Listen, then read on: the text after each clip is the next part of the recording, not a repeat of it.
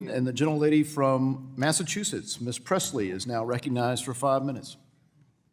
Thank you, Mr. Chair. Good afternoon, Madam Secretary. I'm so grateful that you're here.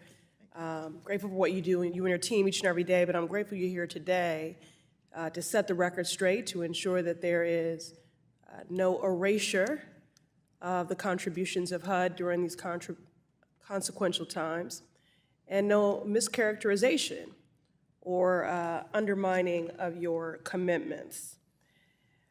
I thank you and your team in particular for your accessibility, your responsiveness, your partnership, especially on the impact of the HUD regulations on our constituents. And again, I'm just grateful that you're at the helm. Thank you. I represent the Massachusetts 7th Congressional District. This is a district that is incredibly unequal. We're in a 3-mile radius from Cambridge to Roxbury, the blackest part of my district. Life expectancy drops by 30 years, median household income by $50,000. There was a Color of Wealth report done by the Federal Reserve of Boston that counted black wealth at $8 compared to the wealth of white households at $247,500. I believe that has everything, that gap, to do with housing. Everything starts at home. It is a critical determinant of health, social and economic mobility, and certainly, given the disparities and the crisis, has in many ways contributed to our racial wealth gap. And so I just want to pick up there, because we've enumerated the many ways that this housing crisis is showing up and growing, and it certainly has a disparate impact on black families. Black home ownership rates are at 41.7%. That's 30 points lower than white households.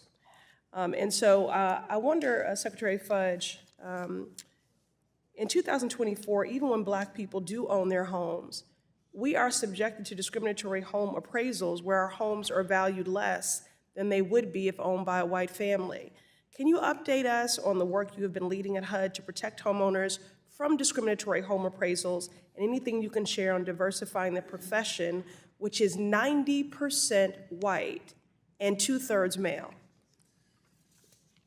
Thank you for the question, Congresswoman. We have a project that helps talk about valuation equity. We know that there is a great deal of redlining still going on in this country. We know that models are based upon the redlining. And so when our appraisals go out, they already go out with a bias because the program is designed with a bias. So what we have been doing is negotiating with and meeting with the appraisal subcommittee and those to talk about how we bring more fairness into the process. And I would say on their behalf, they have been listening. They are trying to work with us, because you cannot say to me that there is no bias in a field that is 90 to 95% all white males. When they go into our communities, they have no idea what our communities are worth. And so what we do is we devalue properties in communities that are black and brown. And you can just look at it, I mean, it's a fact. But we increase value in communities that are non-people of color.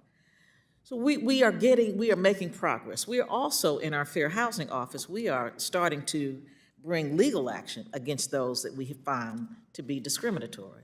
And we are in the process of suing quite a few people. Thank you, Madam Secretary. And I want to get one more issue on the record here, and that is addressing the prison to homelessness pipeline. In my district, we've had folks, returning citizens, 30% of that population released to shelter. Because of the discrimination. In a survey of over 700 formerly incarcerated people, 8 out of 10 respondents said they were ineligible for or denied housing because of their criminal record. Now, this is fueled in part by tenant screening reports, which often include inaccurate information that lead to housing denials. Secretary Fudge, what steps has HUD taken to remove barriers to housing for people with criminal records? And I should add that I do have a bill to address this called the Housing First Act, but I would love to hear what HUD is doing. We have a rule that is saying to everyone that it is housing discrimination to only use a person's criminal background as a decision point as to whether they should stay in public housing. There is no rule that prevents them. So we're working to make sure that we change it. I'm very, very happy and proud of the work that we are doing in that regard. Thank you. It's really critical also to breaking the cycles of recidivism. So it's a matter of fairness, but also that prison to homelessness pipeline does contribute to recidivism. Thank you, Madam Secretary. Thank you, Mr. Chair. I thank the Without objection, the gentlewoman is recognized for 1 minute. Mr. Speaker, Walgreens is planning to close yet another pharmacy in the Massachusetts 7th, this time on Warren Street in Roxbury, a community that is 85% Black and Latino. This closure is a part of a larger trend of abandoning low-income communities like the previous closures in Mattapan and Hyde Park, both in the Massachusetts 7th. When a Walgreens leaves a neighborhood, they disrupt the entire community, and they take with them baby formula, diapers, asthma inhalers, life-saving medications, and of course, jobs. These closures are not arbitrary, and they are not innocent. They are life-threatening acts of racial and economic discrimination. That is why I joined with Senator Markey and Warren to demand answers from Walgreens CEO. Why was there no community input, no adequate notice to customers, and no transition resources to prevent gaps in health care? Shame on you, Walgreens. Having a website with talking points about health equity and underserved communities is not enough. Walgreens is a multi-billion-dollar corporation that needs to put their money where their mouth is and stop Gentlewoman's time has divesting expired. from Black and brown communities. It's an idiot. She's not here. An idiot, Ayanna. Please help me welcome the incredible Congresswoman from Massachusetts 7th, Ayanna Pressley. All right. Ayanna.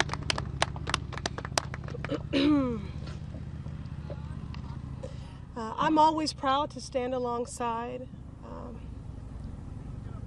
my colleagues behind me, but I'm depressed at the number of times that we've had to come to this podium over these 100 plus days. I feel betrayed. I feel haunted. I feel shame. Palestinian lives matter. We have stood together at this podium many times now over these past few months, and our conviction has not waned in the slightest. For months now, after the brutal attack on October 7th, the world has watched in horror as the crisis in Gaza has worsened daily. Our hearts cannot begin to account for the loss of over 30,000 Palestinians, 2/3 of whom are women and children. I know you all have heard this before, but we will keep saying it until it stops. Women and children who have been heinously killed by the Israeli military's relentless and indiscriminate bombing campaign. Over 11,000 children have been killed in Gaza, a horror that defies explanation. 260 children who never celebrated their first birthday. Thousands more weigh heavy on our conscience and in our hearts. Babies, toddlers, teenagers, young men and women. A child is killed every 15 minutes in Gaza. We cannot look away. Think of these babies who were sleeping in cribs, wearing diapers, or running for their lives when they were struck by a missile or shot by a sniper. What has happened to our humanity? Today, the people of Gaza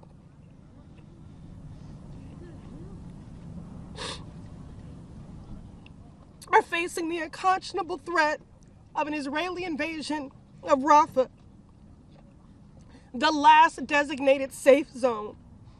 But it's important to remember how we got to this moment.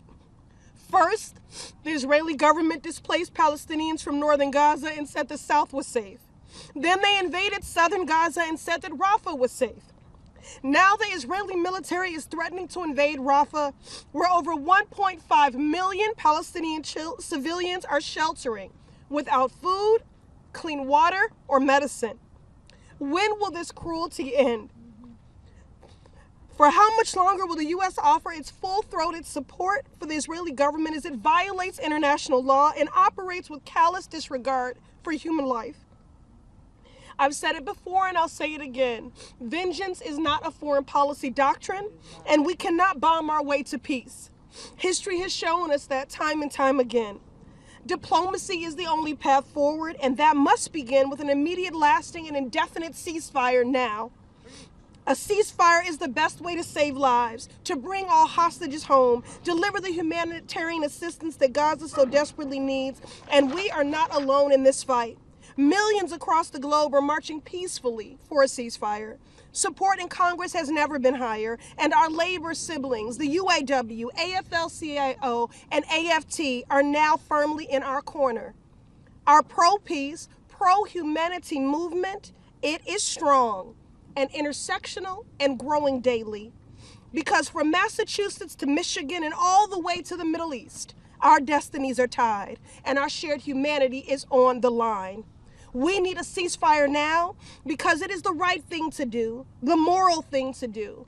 But in case the White House needed any more convincing, I'll remind them not only is ceasefire good policy, it is good politics. The results in Michigan this week made it plain. Voters are not happy with the United States handling of the war in Gaza, and President Biden must change course. A ceasefire is the mandate.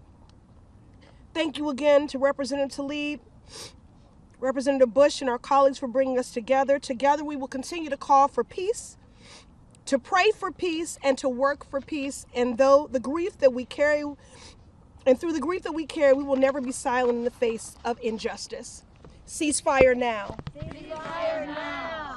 No more money to Israel. Gentleman yields back.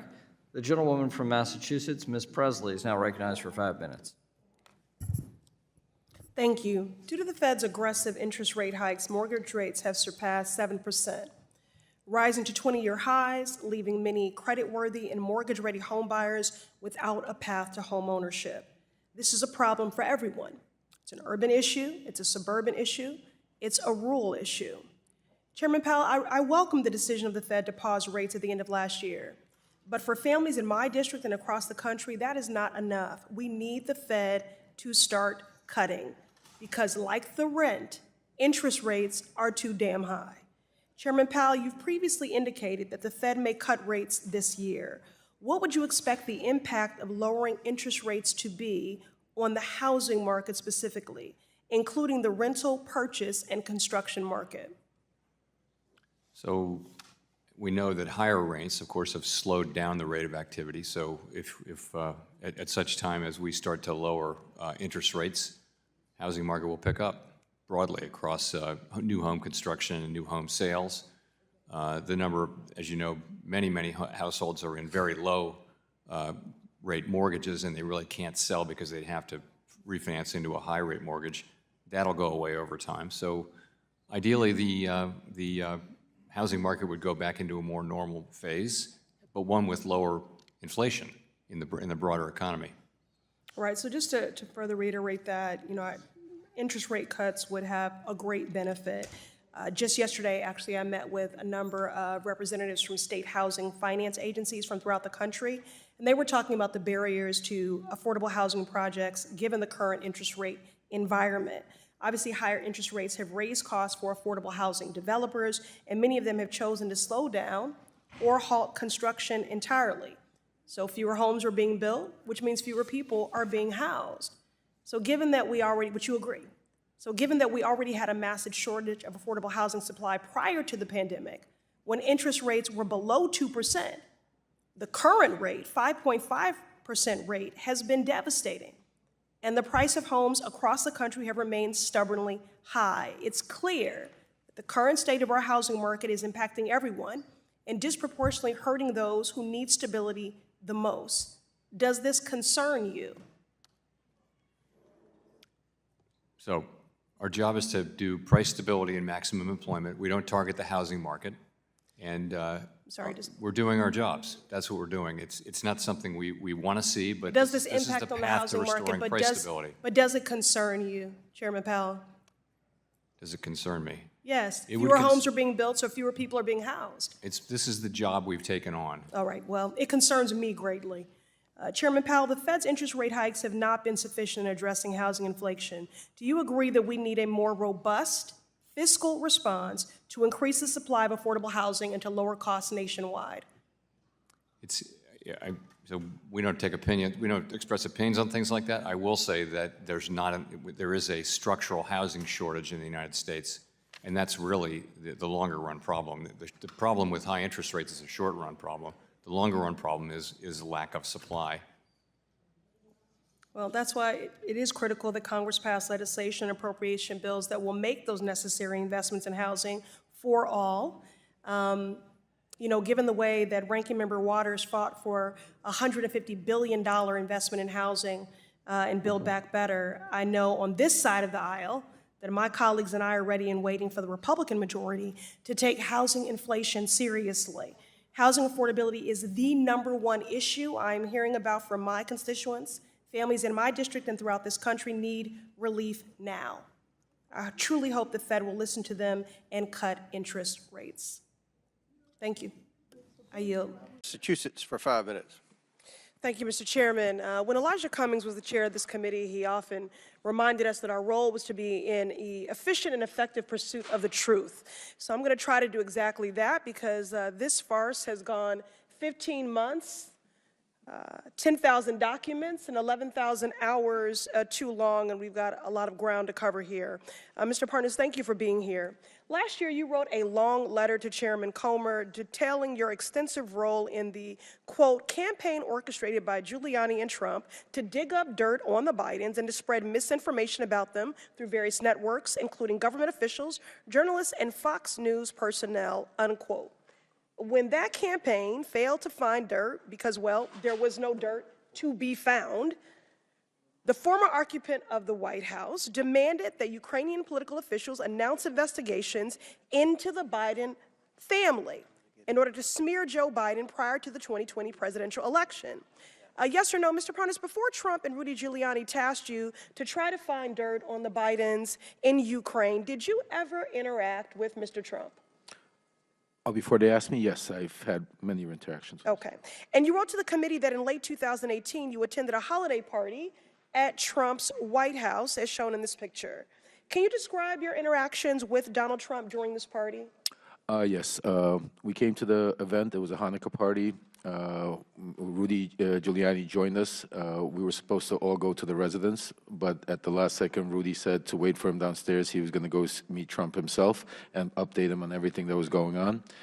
He went to meet Trump at the residence. We waited at the White House. Then eventually, when Trump came down to make a speech, Secret Service came up to us and said that the president wanted to wait for us at the Red Room. So we proceeded to the Red Room and waited for Trump to finish a speech. Then he came in, approached me, and basically told me, shook my hand and said, Rudy tells me great things. Keep up the good work. Thank you. And then we proceeded to take pictures.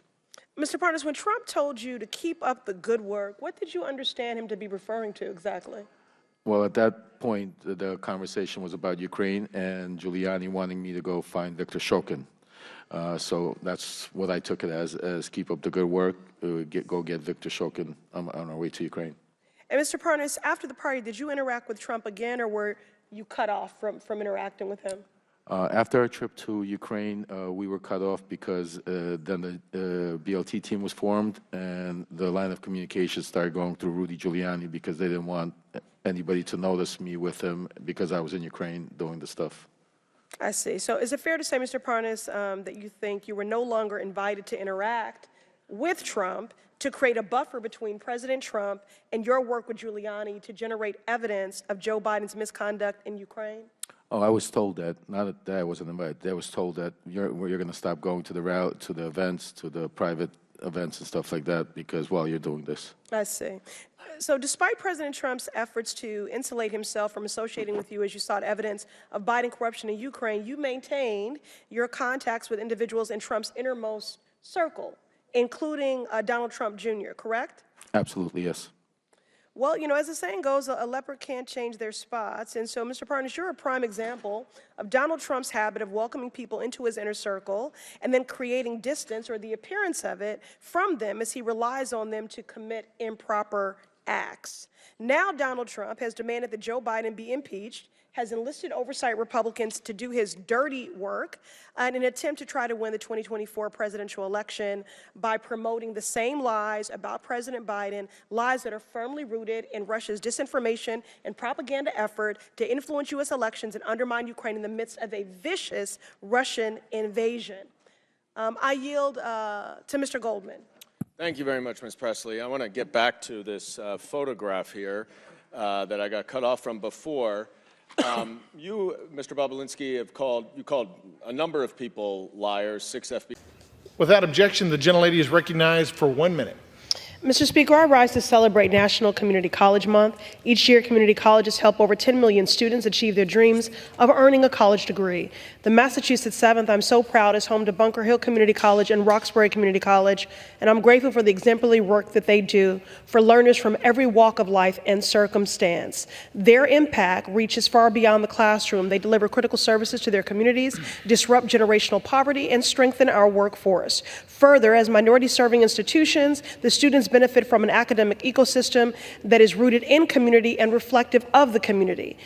They understand that education justice includes racial justice. In Boston and throughout our country, community colleges are central to making higher education accessible for all, and Congress must invest in them like the public good that they are. That is why I was proud to secure federal funding for Boston's tuition-free program to help address our college affordability crisis so students in my district can earn associate degrees and certificates at no cost. This month and every month, community colleges are worth the investment.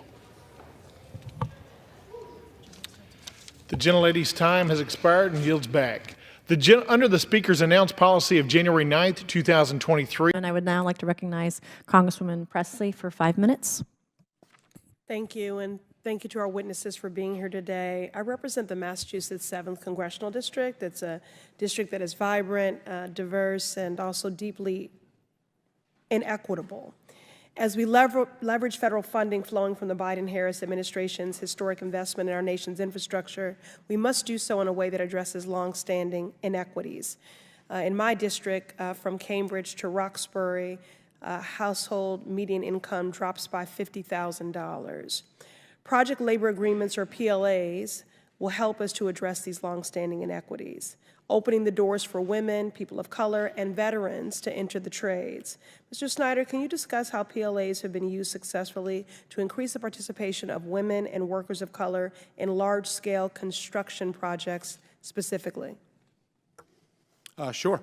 So again, the uniqueness of a PLA is that it gives the ability to tailor that agreement for the community and area that's going to be entertaining that project and that investment. And so you'll see lots of different vehicles to do that. Some of them may be around how subcontracts get let to different types of underrepresented businesses.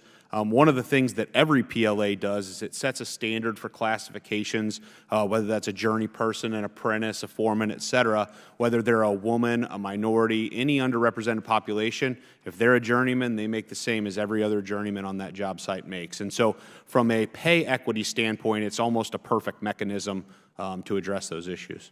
Thank you. You know, these opportunities hit close to home. Massachusetts is really leading the way in opening career paths for women in the trades, with the Commonwealth achieving greater gender diversity and inclusion in the construction industry than anywhere else in the nation.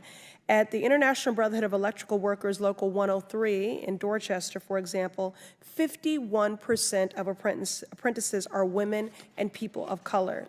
These achievements are no accident. They are the results of state and company officials, union leaders, contractors, and community organizers coming together to actively recruit women, veterans, and people of color. I ask unanimous consent to enter into the record this report titled Building Strong Careers and Lasting Infrastructure from Community Labor United and the Green Justice Coalition in Massachusetts. Without objection. This report clearly outlines the transformative impact of essential community benefits like child care and training in PLAs, and they have enabled Massachusetts to make strides in its equity goals. At the heart of this data, however, are people, lives that have been changed, and families with a chance to finally build generational wealth. Mr. Snyder, how have PLAs helped ensure that your workers feel valued and productive? So workforce development is part of almost every PLA I've ever seen. A lot of times that includes things that are apprenticeship programs to bring folks in, but they also set the standards for wages that help build the middle class, but also benefit packages that help to do that as well. Those are retirement vehicles, health and welfare contributions that allow people to take care of their families and grow that wealth. There are also a number of vehicles that occur through that process that help those people get the skills necessary to advance. Through the classification system and the growth in the industry, we see many, many small businesses that are grown out of the trades that develop as a result of PLAs that bring underrepresented populations into the workforce, teach them how to do it, and then there are additional vehicles that help them even start businesses. And so those opportunities are pretty significant in the workforce development front. Thank you. Valuing and affirming workers does not have to come at the expense of profits. In fact, a study found that projects with PLAs reduce costs compared to projects without such agreements. At the same time, these agreements can serve as economic justice documents, as gender equity documents, and racial equity documents by investing in our most valuable infrastructure, which is our people. Massachusetts is making it plain PLAs are the mechanism for finishing projects on time and on budget while increasing diversity in the trades. And I look forward to continuing this progress. Thank you, and I yield back. Thank you. I would now like to recognize Congressman. Without objection, the gentlewoman from Massachusetts is recognized for 1 minute. Madam Speaker, I rise as Vice Chair of the Renters Caucus to introduce the Tenant Empowerment Act alongside Ranking Member Maxine Waters and Congresswoman Rashida Tlaib. For decades, tenants across the country, including in my district, the MA 7th, have organized and mobilized to demand safe, stable, and affordable housing conditions. No hot water or heat during the winter, life-threatening black mold creeping up the walls, leaky roofs that let in rain and snow. These are the conditions that tenants are forced to endure with little to no recourse. How devastating and demoralizing. Our bill, the Tenant Empowerment Act, would change that. It would enable tenants to withhold paying rent if their home fails to meet quality housing standards, allow tenants to be present during building inspections, and extend tenants' rights to organize in federally assisted housing. This bill will empower renters with the tools they need to ensure that safe, stable, and affordable housing is not only a right, but a reality for every person in America. As the daughter of a tenants' rights organizer, I'm proud to put forward this necessary policy. Everyone deserves to turn the key and to have a place that feels safe, a place of belonging and refuge. And on behalf of more than 44 million families living in rental units, Congress must take action. Gentlewoman yields. Under the Speaker's announced policy of January 9th, 2023, the gentleman from Texas, Mr. Green. As I said, this is not just about the president, it's also about the vice president. It is about this administration. And given the chaos of the 118th Congress, the GOP leaders have already made it plain that chaos is their friend. I'm not going to give them more chaos, and I'm not going to lose the plot. And the plot is the people, because I know the district that I represent, a district that is diverse, dynamic, and vibrant, but also represents some of the most vulnerable communities, that they stand to be the most harmed by Project 2025 becoming a reality. And I'm going to do everything in my power to make sure that is not the case. I am not distracted by a 90-minute debate. I am focused on guarding against 90 years of harm if Project 2025 becomes a reality. I'm so sorry, I have to go. I'm sorry, can you all give me some space, please? Thank you. Thank you so much. Thank you. Have you talked to President Biden in the last couple of days?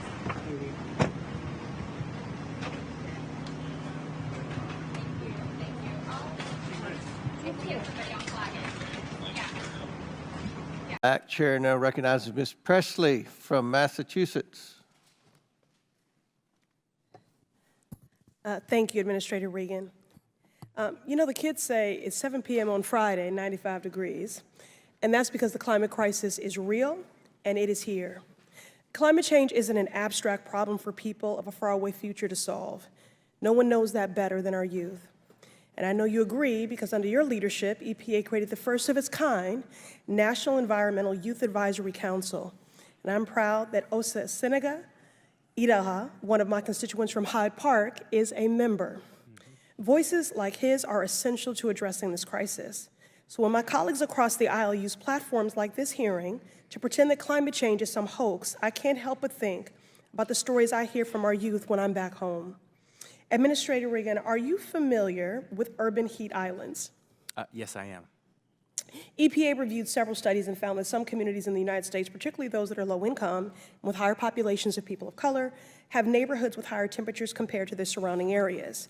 Take, for example, the district I represent, the Massachusetts 7th, where my constituents have been under constant heat advisories and feeling the consequences of urban heat islands on a daily basis this summer. The city of Chelsea, a predominantly Hispanic community in my district, can be 10 to 15 degrees hotter than neighboring communities in the Boston area on a given day. Administrator Regan, what are some of the primary causes of urban heat islands? Well, as we see a change in climate and intensity in heat, obviously when you lack natural spaces, natural resources, trees, grass, and the like, that heat just concentrates in the concrete and in the buildings.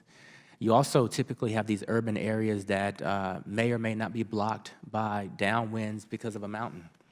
And so in these isolated areas, all you have is a concentration of heat disproportionately impacting people who are already suffering, and you're exacerbating respiratory illnesses, asthma, and other illnesses. And so we've been working hard, especially thanks to your leadership and the President's leadership. When you look in the Inflation Reduction Act, that provides grant resources for cooling centers, for safe havens for our elderly or for our children to go to if they are living in some of these urban areas. It's 10 to 15 degrees more in your state. It's 10 to 15 degrees more in Atlanta. We've got these situations going on all across the country, and unfortunately, those who can afford it the most are getting hit the hardest. Yeah, and I'll just add, that's exactly why we knew anecdotally what communities would be hardest hit during the pandemic. It was a perfect overlay of heat maps with those communities that had the highest rate of COVID infections, hospitalizations, and fatalities. It's no accident that communities experiencing the worst of these causes are the same ones that have been on the front lines of historic inequities. Racist policies like redlining, where lenders would literally draw a red line around neighborhoods to deny services like mortgages and loans to Black and brown folks wanting to move in, have made it more likely for communities of color to be situated in formerly industrial areas that have more heat-trapping concrete and less tree cover. At the same time, folks living in these neighborhoods are also more likely to struggle with asthma, cardiovascular diseases, and other complex medical conditions that turn more deadly in the heat.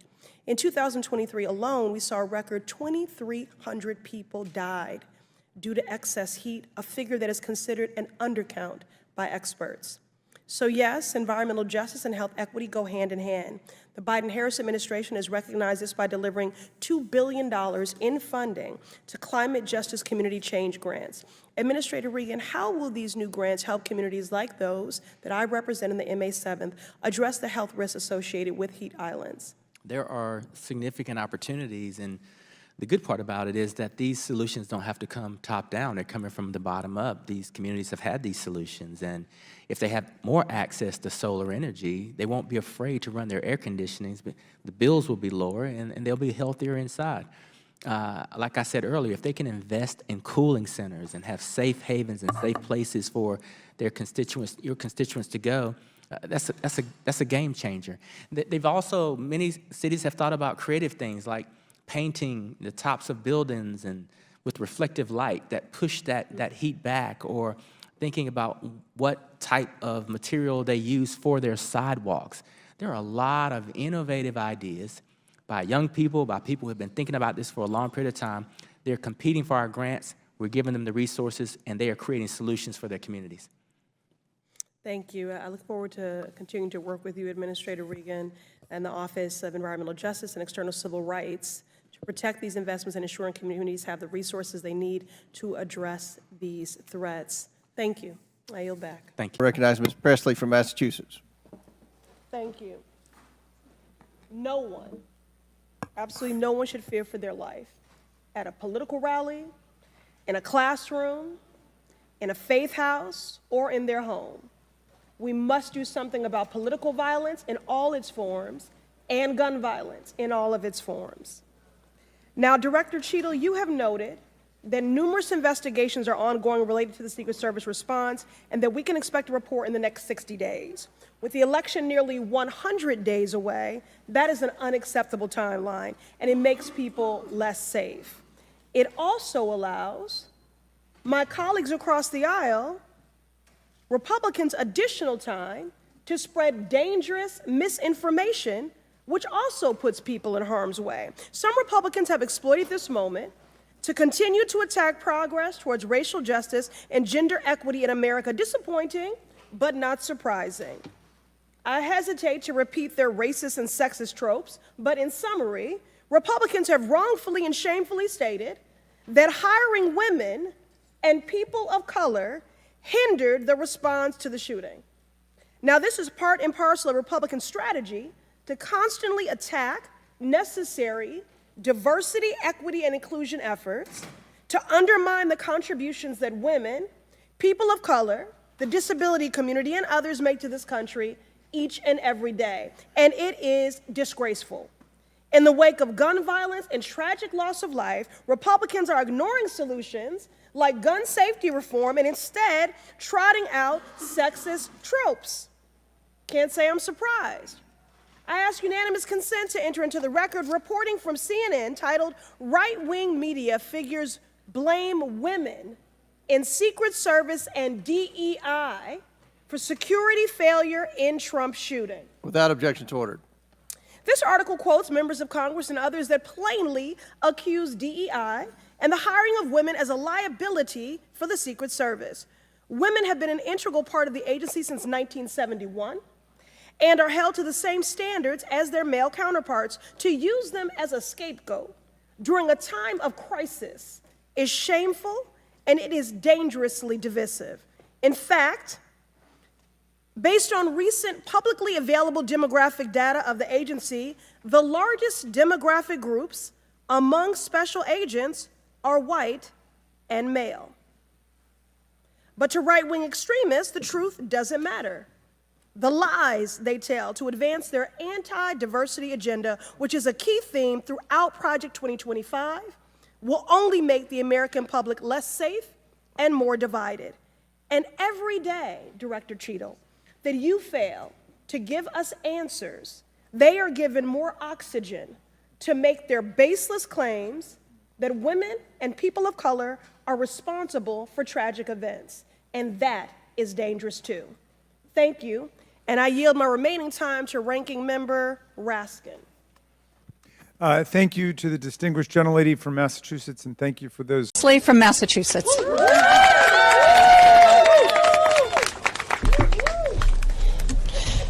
Good afternoon, everyone. Good afternoon, family. And indeed, not only are we movement family, but we are one human family. And that's what brings us all to this moment, because we recognize that we're all tied to one another. I want to begin by thanking my sister in service, Representative Ocasio-Cortez. Thank you for your indefatigable, visionary leadership in housing justice and so many other issues of consequence. And I would share those same compliments to Senator Smith. Thank you for both of them, for their leadership and for convening us today to introduce this critical and necessary legislation, the Homes Act. The Homes Act. Everyone should have a home. Not just shelter, not be warehoused, a place of belonging. The Homes Act. I want to express my gratitude also to Aisha Hernandez, Makia Griffin, Noah Hobbs for being here today and sharing your stories. As I've said so often, I look forward to a day where people do not have to weaponize their lived experiences in order to compel action from their government, but I'm grateful for those every time they do it. Every time I return home to my district, the Massachusetts 7th, in every room I'm in, one issue comes up over and over again. Whether I'm in Roxbury or Cambridge, whether I'm in Chelsea or Randolph, and that issue is housing. Today, I'm thinking about the single parent, like the household I grew up in, working 2 minimum wage jobs, sleeping in their car because rent has skyrocketed beyond their reach. I'm thinking about the veteran who served our country only to be left to battle their PTSD on the streets because they can't find a place to call home. I'm thinking of the elderly couple who lived in their community for decades, pushed out by gentrification and left to watch as luxury condos are built over the homes they raised their children in. These stories are an indictment of the nationwide failure to ensure that housing, a fundamental human right, is accessible to all. The rent is just too damn high. But let me be clear. This housing crisis is not a natural disaster. It is a man-made catastrophe, born from decades of repeatedly prioritizing profits over people. You know, very often progressives in our righteous indignation are misunderstood, or some people give us a bad rap for being too bold, too urgent, too aspirational, too ambitious. Well, I'm all right with being audacious enough to believe that housing is a human right and everyone deserves a home. I will be on that side of history. The Homes Act is more than just legislation. It is a lifeline. It's a visionary solution that recognizes housing is a public good, a simple truth. This bill would create more than 400,000 jobs, build and preserve 1.25 million housing units that are actually affordable. When a child has a stable home, they can focus on their education. When parents aren't burdened by crushing rent, they can invest in their family's future. When seniors age in place, they can remain vital members of the communities they help to build. Housing is a public good. And this bill is about more than just bricks and mortar. It's about righting the wrongs of racist housing policies that excluded communities of color for decades. We can create. I'm just audacious, ambitious, and aspirational enough to believe that we can create a society where everyone is safe, has access to safe, stable, and affordable housing. Is not just a right, but a reality for all. Another world is possible, and we are building it together. Thank you. For coming. All right. Good afternoon, or good morning, I guess it's still. Thank you to my Haiti caucus co-chairs, my colleagues standing alongside us today, our dedicated advocates for justice. Coming together in this way in defense of the Haitian community is it's muscle that we've had to build.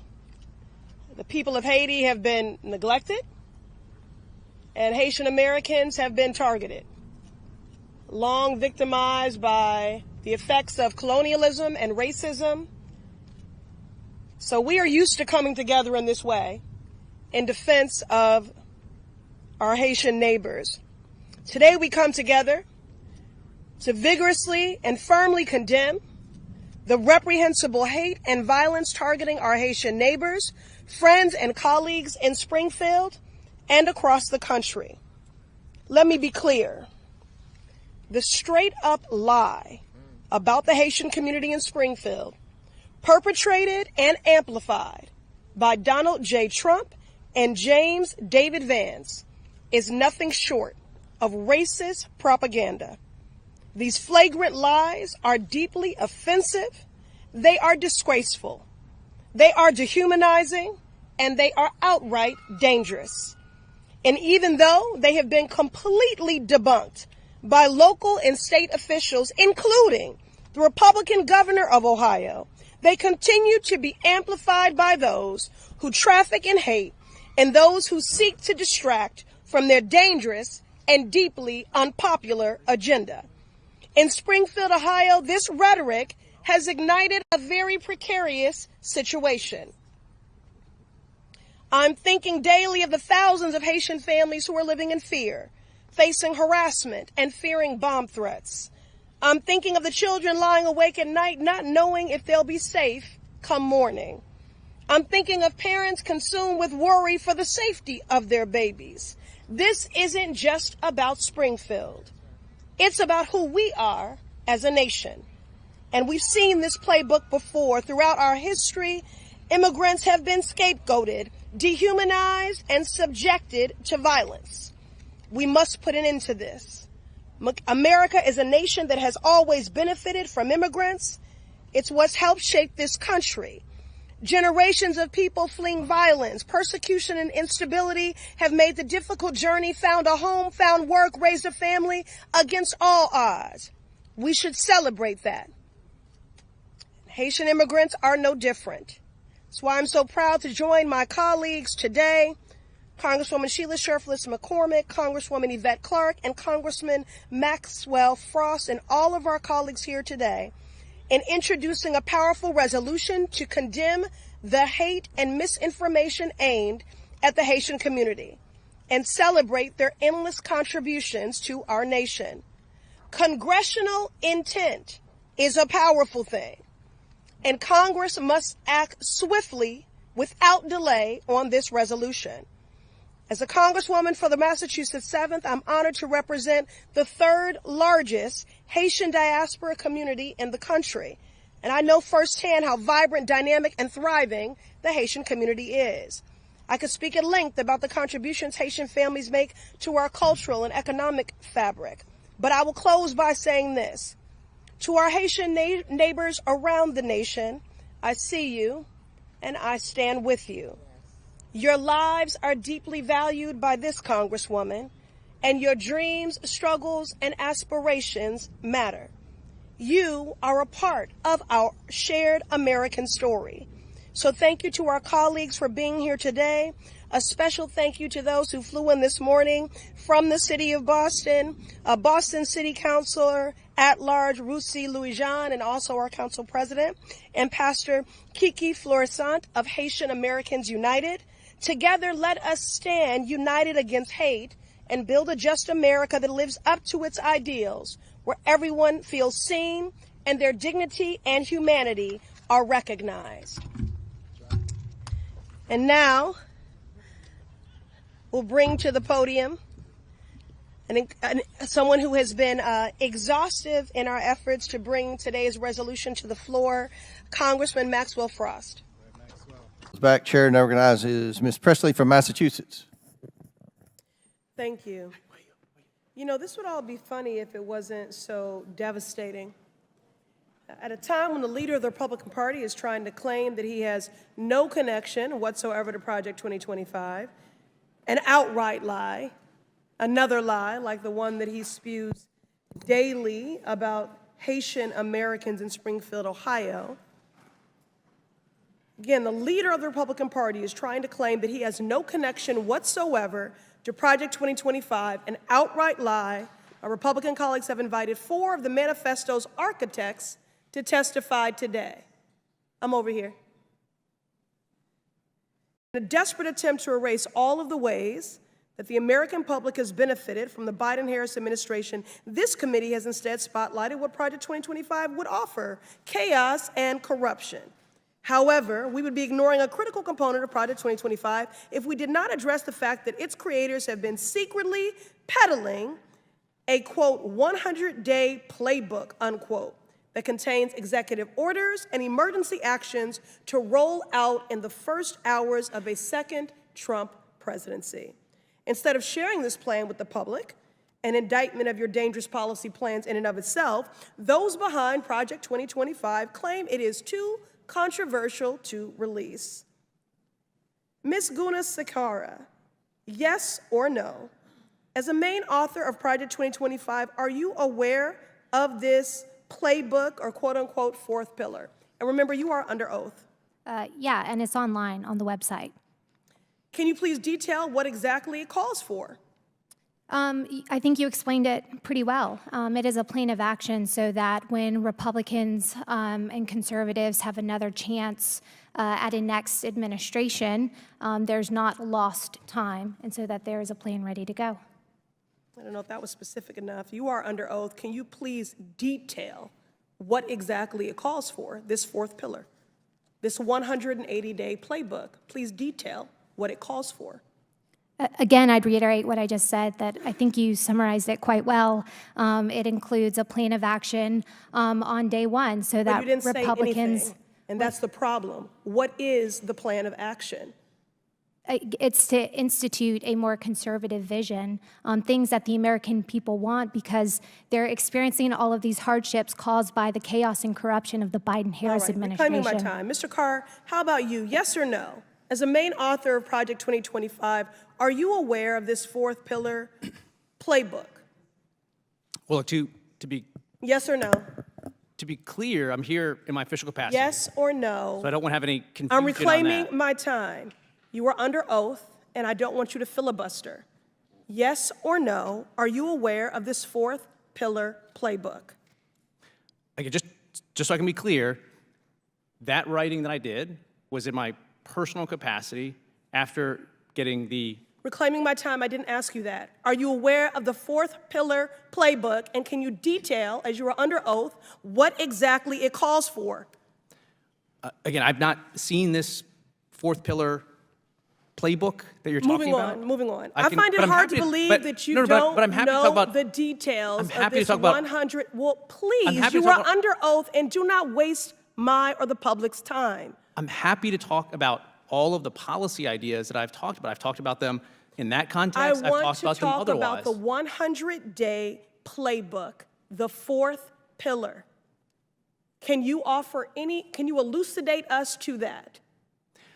Again, All right, I'm moving on, sir. I find it hard to believe that you don't know details of the 100-day playbook, but there's one person that definitely knows. Kevin Roberts, the president of the Heritage Foundation, and that is why, as co-founder of the Stop Project 2025 Task Force, alongside Representative Jared Huffman and dozens of our colleagues, we sent a letter to Mr. Roberts requesting he testify before Congress and release this 180-day playbook. We sent this letter on August 8th. The next day, he delayed his book launch, went into hiding. Kevin Roberts, what are you so afraid of? I am disappointed but unsurprised that the authors and leaders of Project 2025 are hiding their 180-day playbook.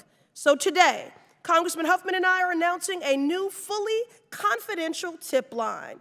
Any person can visit huffman.house.gov/tip-line-form to submit any information you have about the secret playbook behind Project 2025. That goes for conservatives with a change of heart, workers at the Heritage Foundation, and our witnesses here today, who will perhaps find more courage when the cameras are off. I yield.